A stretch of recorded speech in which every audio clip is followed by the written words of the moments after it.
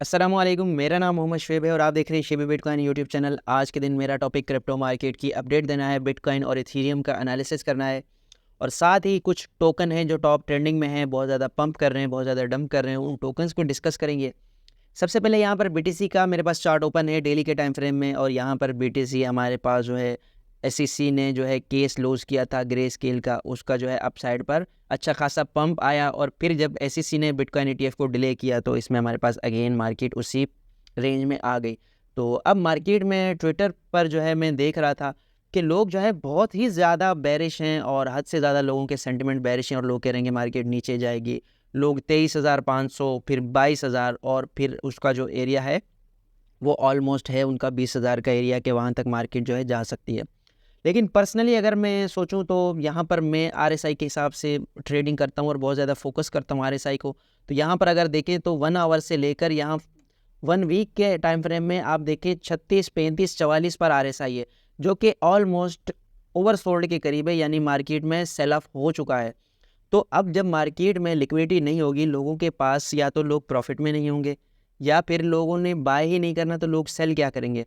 तो इसके लिए मार्केट में इतना ज़्यादा प्रेशर आना मुश्किल है। मतलब मेरे हिसाब से मैक्सिमम 24,500 का एरिया लग सकता है यहाँ पर, ये वाला जोन एक लिक्विडिटी लग सकती है डाउन साइड पर, और उसके बाद मार्केट दोबारा अप साइड पर रिकवरी कर सकती है। और बिटकॉइन का फेयर और ग्रीड इंडेक्स जो है वो भी ऑलमोस्ट फेयर के जोन में है। तो जब मार्केट ऑलरेडी खौफ के जोन में है और लोगों ने सेल कर दिया है, इतना ज़्यादा आपको एकदम से जो सेल प्रेशर नज़र आया है, तो यहाँ पर और ज़्यादा मार्केट में कितना सेल प्रेशर आएगा? तो पर्सनली मैं इतना कोई ज़्यादा डंप एक्सपेक्ट नहीं कर रहा सितंबर के महीने में। हालांकि अगर यहाँ पर मैं देख रहा था कि सितंबर के महीने में बिटकॉइन रिटर्न देखें यहाँ पर, तो आपको नज़र आएगा कि यहाँ पर जो है सितंबर का महीना ऑलमोस्ट बिल्कुल ही नेगेटिव रहा है।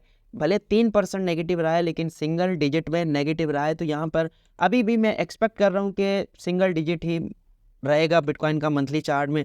यहाँ पर अगर आप देखें तो यहाँ मंथली चार्ट में आपको रेड कैंडल बनती हुई नज़र आ रही है सितंबर की। तो यहाँ पर हमारे पास 2 जोन है जो मैंने कल आपसे डिस्कस किए थे, एक ये वाला जोन है हमारे पास, ठीक है, और एक डाउन साइड का जोन है। तो यहाँ पर होगा क्या कि अप साइड पर हमारे पास विक्स लग सकती है, यहाँ से यहाँ पर विक लगेगी, अप साइड पर विक लगेगी, ठीक है, फिर डाउन साइड पर इसी रेंज में आ जाएगा, और फिर हमारे पास जो मंथली क्लोजिंग है वो इस एरिया में हो जाएगी, और उसके बाद जो है हम रिकवरी देख सकते हैं, ठीक है। ये चीज़ जो है फंडामेंटली कोई चेंजेस होते हैं या फिर कुछ भी हो सकता है। नेक्स्ट अक्टूबर का महीना हमारे पास बहुत ही ज़्यादा ग्रीन रहा है। यहाँ पर अगर आप देखें अक्टूबर का महीना, यहाँ पर देखें ऑलमोस्ट 33%, 15, 49%, 11%, 28%, 40%, 5%, यानी मोस्टली हमारे पास पॉजिटिव रहा है अक्टूबर का महीना। तो इसमें जो है कोई ना कोई ऐसे फंडामेंटल चेंजेस होंगे जिससे जो है बीटीसी अच्छा खासा पंप कर सकता है। फिर हमारे पास यहाँ पर ये वाला जो जोन है हमारा, ये ब्रेक हो सकता है और बिटकॉइन नेक्स्ट हाई हमारे पास लगा सकता है, ठीक है। और उसके अलावा एक और चीज़ जो मैं आपसे डिस्कस करना चाहता हूँ वीकली टाइम फ्रेम में, यहाँ पर अगर देखें तो वीकली टाइम फ्रेम में 200 EMA को अभी तक बिटकॉइन ने होल्ड कर रखा है। यहाँ पर देखें 2 वीक्स नीचे गई हैं लेकिन अभी तक होल्ड कर रखा है। अगर वीकली क्लोजिंग इससे अबव होती है तो ये भी एक पॉजिटिव साइन होगा बीटीसी के लिए। और अभी तक जब तक इससे नीचे जो है वीकली क्लोजिंग हमारे पास नहीं होती, बिटकॉइन हमारे पास बुलिश रह सकता है। हाँ, शॉर्ट टर्म हमारे पास जैसे इतनी बड़ी वीक लगी है, अगर हम इसकी परसेंटेज चेक करें यहाँ पर तो ऑलमोस्ट 7% की एक विक है, जो कि एक फोमो में की गई बाइंग थी, और उसके बाद जब एसईसी ने डिले कर दिया बिटकॉइन ईटीएफ तो अगेन नीचे आ गई। तो ऐसा ही कुछ हमें सितंबर के महीने में डाउन साइड पर देखने में आ सकता है कि यहाँ डाउन साइड पर हमारे पास विक्स लगे 24,500 की, और 23,500 एक मैक्सिमम एरिया है। उसके बाद जो है दोबारा इस अगर मूविंग एवरेज को रिक्लेम करती है, वीकली क्लोजिंग इससे नीचे नहीं होती, तो हम अभी भी बुलिश हैं। और आरएसआई का तो मैंने आपको बता दिया कि आरएसआई अभी भी हमें बुलिश सेंटीमेंट प्रोवाइड कर रही है। और उसके अलावा डीएक्सवाई चार्ट की बात करते हैं तो डीएक्सवाई चार्ट का मैंने आपसे शेयर किया था कि अपसाइड पर इसने जो है ब्रेकआउट किया, और ब्रेकआउट के बाद ये डंप कर रहा था, एक इसने लंबी रेड कैंडल बनाई, लेकिन जैसे बीटीसी ने जो है एक डाउन साइड पर विक बनाई है, इसने अप साइड पर विक बनाई है, और ये अभी भी ग्रीन बन रहा है। और इसमें एक अच्छा खासा यहाँ पर जो है एक सेल प्रेशर आ सकता है। ये जो है वैसे भी ब्रिक्स जो कि वो ममालिक हैं जो डॉलर के अगेंस्ट करेंसी जो है वो बना रहे हैं कि हम डॉलर में ट्रेड नहीं करेंगे, तो वो भी स्ट्रांग हो रहे हैं। तो यहाँ पर डॉलर को स्ट्रांग हम रिजेक्शन में देख सकते हैं, और यहाँ से मार्केट जो है फिर इसके नीचे जाएगी और बिटकॉइन और दूसरी मार्केट पंप कर सकती हैं। और इथेरियम की बात करें तो इथेरियम भी 200 एक्सपोनेंशियल मूविंग एवरेज को यहाँ पर होल्ड कर रहा है। तो अभी तक जो है मार्केट इतनी ज़्यादा हमें डंप करती हुई नज़र नहीं आ रही। हाँ, अगर सिंपल मूविंग एवरेज को देखें तो वो उसको बिटकॉइन ब्रेक कर चुका है, लेकिन अभी भी ये उम्मीद हमारे पास बाकी है। और इसमें भी अगर आप इथेरियम की आरएसआई देखें तो वो भी हमें ऑलमोस्ट 30 के करीब नज़र आ रही है। तो थोड़ा बहुत प्रेशर आ सकता है, लेकिन इतना ज़्यादा प्रेशर मैं एक्सपेक्ट नहीं कर रहा कि जितना मार्केट में हाई बनाई जा रही है। यहाँ पर बीएनबी के बेरिश सेंटिमेंट हैं, 200 एक्सपोनेंशियल मूविंग एवरेज को भी ये ब्रेक करके डाउन साइड पर ट्रेड कर रहा है। और मैंने आपसे कहा है कि जब तक ये 200 मूविंग एवरेज को रिक्लेम नहीं करेगा तब तक इसके सेंटिमेंट बेहतर नहीं होंगे और लोग इसमें एंट्री करने से डरते रहेंगे। और उसके अलावा यहाँ पर बात करते हैं DXY इसमें जो है DYDX कॉइन है, ये परपेचुअल डेक्स है। इसका जो है अच्छी खासी हाइप बनती है, फिर ये क्रैश कर जाता है काफ़ी ज़्यादा अरसे से। यहाँ पर अगर चेक करें हम तो ऑलमोस्ट यहाँ पर डेट देखें तो ऑलमोस्ट ये जो है 9 मई से लेकर यहाँ पर अब हमारे पास अगस्त का महीना एंड हो चुका है। तो यहाँ पर अभी तक ये इसी रेंज में ट्रेड कर रहा है। एक दो बार इसने ब्रेक करने की कोशिश की, अप साइड पर क्लोजिंग भी की, लेकिन फिर दोबारा से नीचे आ गया। तो लॉन्ग टर्म के लिए अच्छा प्रोजेक्ट है, लेकिन इसकी जो टोकनोमिक है वो काफ़ी ज़्यादा वर्स्ट है, यानी इसकी सप्लाई बहुत ज़्यादा है जो कि मार्केट में आना बाकी है।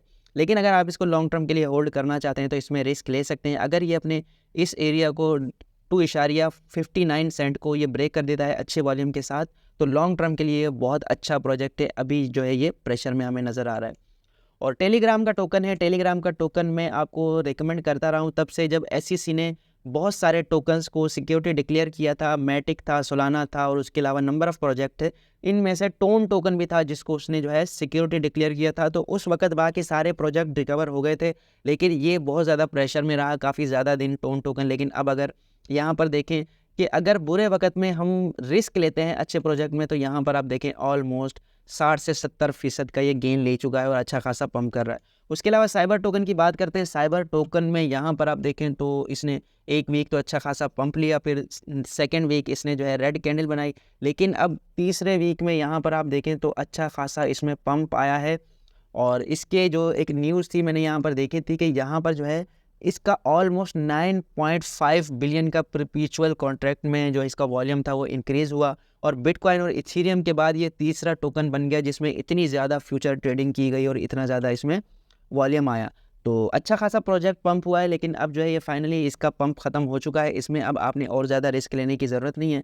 यहाँ पर जो है कुछ एक्सचेंजेस में कह रहे हैं कि कोरियन ट्रेडर्स ने इसको पंप किया है इन कॉइन को, और ऑलमोस्ट 7 दिन में $150 का इसमें पंप आया है। तो बस इसकी जो है हाइप है वो ख़त्म होनी चाहिए, मतलब इतना ज़्यादा पंप कर गया है। तो अब इसमें जो रिस्क लेगा वो सिर्फ जो है एग्जिट लिक्विडिटी बनेगा और उसको कोई फ़ायदा नहीं होगा। अच्छा, यहाँ पर जो है कॉइन सिग्नल ने एक चार्ट तरतीब दिया है, उसमें उसने प्रीवियस साइकिल्स को कैलकुलेट किया है। यहाँ पर उसने ऑलमोस्ट प्रीवियस साइकिल को कैलकुलेट किया। ग्रीन लाइन आपको नज़र आ रही है, ये हाल्विंग की है। तो यहाँ पर इसने 2 बॉटम लगाए हैं, एक फर्स्ट बॉटम बिटकॉइन का, उसके बाद एक सेकंड बॉटम जिसको हम लोअर हाई भी कंसीडर कर सकते हैं साइकिल का। तो वो जो है वो यहाँ पर इसने कंसीडर किया। अब नेक्स्ट जो अब आने वाला है हमारे पास हायर लो, वो इसने कहा है कि 2000 या तो Q4 में आने वाला है 2023 के, या फिर Q1 में 2024 में अप्रैल के महीने में वो बॉटम आने वाला है हमारे पास, जो कि 20,000 का एरिया हो सकता है।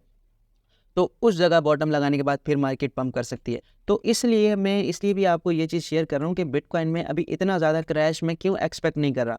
इसलिए नहीं कर रहा क्योंकि बिटकॉइन का बॉटम एक बार लगेगा लाजमी, बिटकॉइन ने नीचे जाना है, लेकिन ऐसे बिल्कुल शार्पली नहीं जाना, बल्कि उसने अपनी RSI और मुख्तलिफ इंडिकेटर के हिसाब से जाना है कि मार्केट में लिक्विडिटी हो, मार्केट में सेलर्स और बायर हो, उसके हिसाब से मार्केट जो है वो पंप करेगी। और उसके अलावा यहाँ पर चाइना की तरफ से कल के दिन न्यूज़ आई, अब जबकि 2020 के टाइम में जब चाइना ने माइनिंग को बैन किया था और बहुत ज़्यादा पाबंदी लगा दी थी बिटकॉइन और क्रिप्टो करेंसीज़ पर, तो उस वक्त जो है अच्छा खासा मार्केट में ड्रा डाउन आया था और बहुत ज़्यादा सेल प्रेशर आया था। लेकिन अब जो है चाइना के एक कोर्ट ने इशू किया है कि बिटकॉइन और दूसरे क्रिप्टो करेंसीज़ जो हैं वो प्रॉपर्टी यानी लीगल प्रॉपर्टी बन सकती हैं, एसेट उनको करार दिया है। तो ये भी जो है बिटकॉइन के लिए एक लॉन्ग टर्म के लिए बहुत अच्छी न्यूज़ है जो कि चाइना की तरफ से है। तो यहाँ पर ये ऑलरेडी मैं आपसे शेयर कर चुका हूँ कि सितंबर का महीना हमारे पास कंसोलिडेशन सिंगल डिजिट यानी 8%, 6%, 7% का डिप इसमें हम देख सकते हैं, जो कि ऑलमोस्ट 24,500 या मैक्सिमम हमारे पास बनेगा तो 23,500 का डिप बनेगा। उसके बाद जो है मार्केट रिकवरी कर सकती है। तो ये थी आज की वीडियो। उम्मीद है कि आज की वीडियो भी आपके लिए इन्फॉर्मेटिव रही होगी। मिलते हैं अपनी नेक्स्ट वीडियो में। अल्लाह हाफिज़।